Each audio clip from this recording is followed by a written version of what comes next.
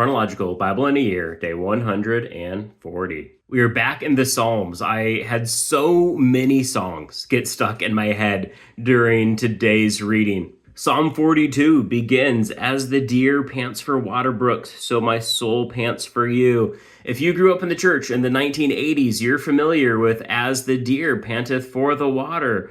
Or later on, we saw in verse 7, "Deep calls to deep at the sound of your waterfalls. All your breakers and your waves have passed over me." If you've been to a youth camp in the last few years, you've probably heard "deep calls out to deep."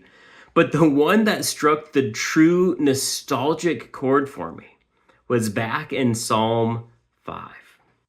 In Psalm 5, chapter 9, it says this: "There is nothing trustworthy in their mouth. Their inward part is destruction itself. Their throat is an open grave. They flatter with their tongue." David paints a picture of these people who are essentially like people pleasers, but ultimately they're people destroyers. They make you feel good as they talk you into oblivion. This is quoted in Romans, where Paul brings up this idea that we are the people whose throat is an open grave. All of us are sheep who've gone astray. All of us are sinners deserving of God's wrath. And it's that verse that brought a song to mind that hit the true nostalgia chord.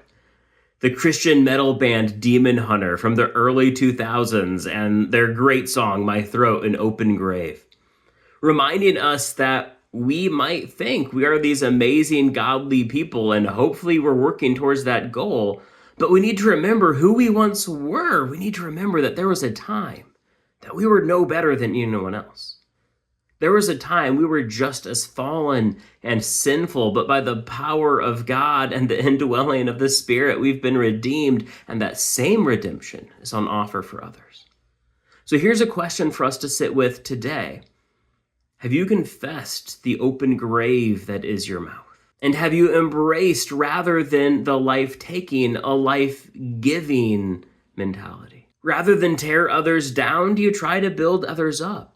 Friends and enemies alike. What's something you can do today to build somebody else up? Share and do that thing today. Post in the comments what you can do to build someone else up, and then do that thing for them. I'm looking forward to encouraging one another today before we return to 2 Samuel tomorrow. But until then, God bless.